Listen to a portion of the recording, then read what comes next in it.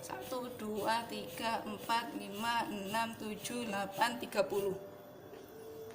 Nah, kalau misalkan dia tadi kan nggak ada nadi, nggak ada nafas, kalian dikasih pesanan saya nggak masker yang untuk bantuan nafas? Tidak. Bantuan nafas itu kan ada 2 kemarin, mouth to mouth atau menggunakan masker. Nah, kalau misalkan nggak ada masker berarti kita mouth to mouth kan, hidung dipencet, kemudian mulut dibuka, kan kita tarik nafas, kita simpan nafas kita, baru kita masukkan, hembuskan melalui mulut kita. Jadi mulut dia tertutup dengan mulut kita ya, seperti itu 2 kali, terus gitu ya. Nah, ini dilakukan dengan 5 siklus. Jadi ini tadi kan 1 siklus saya. Kemudian dilakukan lagi kompresi 30, kemudian 2 kali. nafas 2 kali sampai 5 siklus. Nah, aduh, saya lupa lagi, maaf ya. Setelah tadi respon, dia nggak berespon, langkah yang harusnya kita lakukan adalah menelpon 911 atau bantuan darurat. Baru sambil menunggu bantuan darurat kita melakukan RJP ya. Jadi ingat ada dangers, terus kita amankan lingkungan, kemudian kita respon, baru kita telepon 911. Nah, kemudian baru kita melakukan RJP ya. RJP tadi 30 dengan 2 bantuan nafas selama 5 siklus. Nah, setelah 5 siklus, kalau misalkan bantuan datang, mereka memasang yang namanya alat AED atau arterial external defibrillator. Di sini nggak ada. Saat mereka memasang, kita tetap lanjutkan kompresi dada. Nah, setelah melakukan kompresi dada selama 2 menit, kita lihat responnya AED. Jadi AED itu alat yang bisa memberitahu kita apakah pasien ini perlu kita lakukan RJP lagi atau hanya nafas buatan, ataukah justru butuh bantuan kejut. Nah, dia nanti akan berbicara. Alatnya itu akan ada suaranya. Jadi saat alatnya itu dipasang di sini, kita tidak boleh AED. Kita tidak boleh menyentuh pasien sama sekali, ya. Jadi tadi setelah 5 siklus bantuan datang, kita tetap RJP selama 2 menit. Setelah itu kita periksa AED-nya, dia bilang apa. Kalau dia tetap bilang lanjutkan RJP, berarti kita lanjutkan RJP.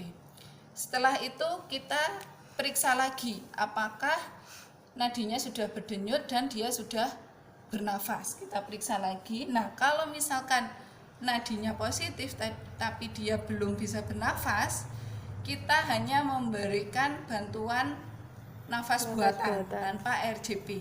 Jadi bantuan nafas buatan selama 2 menit. Setelah itu kita evaluasi lagi dengan alat yang namanya AED tadi. Nah, kalau misalkan setelah AED tadi dia sudah ada nadi dan sudah ada nafas, maka diposisikan pemulihan seperti gambar yang kemarin. Kita ambil tangannya untuk ditelungkupkan ke dada, kemudian kita tekuk kakinya yang sebelah menjauhi kita ke depan, baru kita miringkan. Nah, jadinya posisinya dia tangan kiri, tangan kanannya dia menopang kepalanya, tangan kirinya seperti ini, kemudian kakinya miring ke depan seperti itu ya. Jadi langkahnya RJP seperti itu. Kalau dulu nggak ada alat yang namanya AED kan. Pertanyaannya, sampai kapan kalian melakukan RJP? Yang pertama sampai bantuan datang tadi ya. Yang kedua sampai kalian lelah. Yang ketiga sampai pasien sadar. Dan maksimal dilakukan selama 30 menit. Kan kemarin kalau yang saya ajarkan mati klinis 10 menit sudah disebut mati biologis ya, meninggal. Nah, untuk membantu dia bantuan dasar hidup ini atau RJP dilakukan paling tidak maksimal 30 menit. Seperti itu. Ya. Sampai ada bantuan, sampai pasien sadar, sampai kita kelelahan, dan maksimal 30 menit. Ada yang ditanyakan? Dari sini sama sini.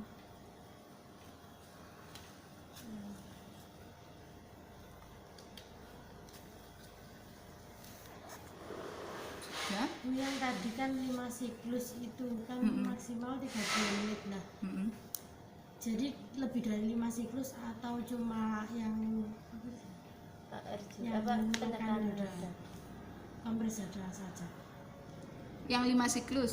Kan setelah selesai 5 siklus, ternyata maksudmu kalau misalkan tadi kan saya nyontohkan kalau dia nadinya positif, nafasnya negatif, kita beri nafas buatan saja tanpa RJP, ya kan.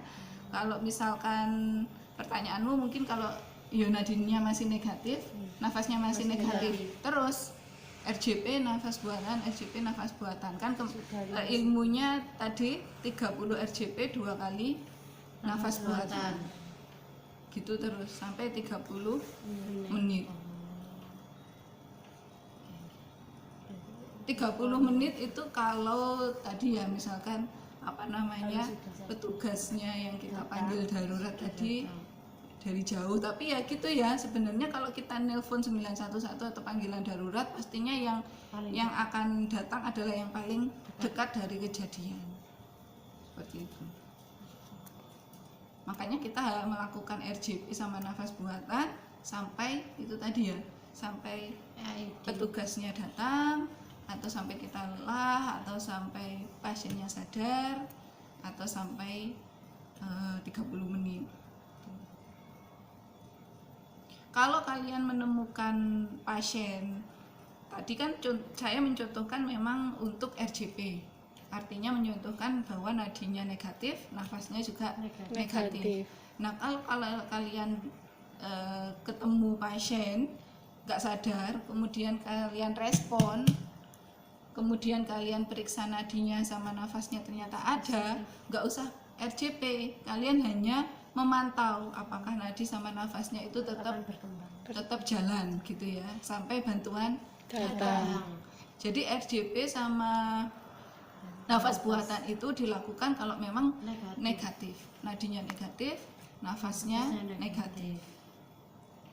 Kalau kalian, atau baliknya tadi, kalau kalian nemu nadinya yang positif tapi dia nggak bernafas, berarti nafas buatan. Seperti itu. Sebenarnya ini nggak cukup ya, siapa tahu nanti ada AHA yang terbaru, nanti udah beda lagi.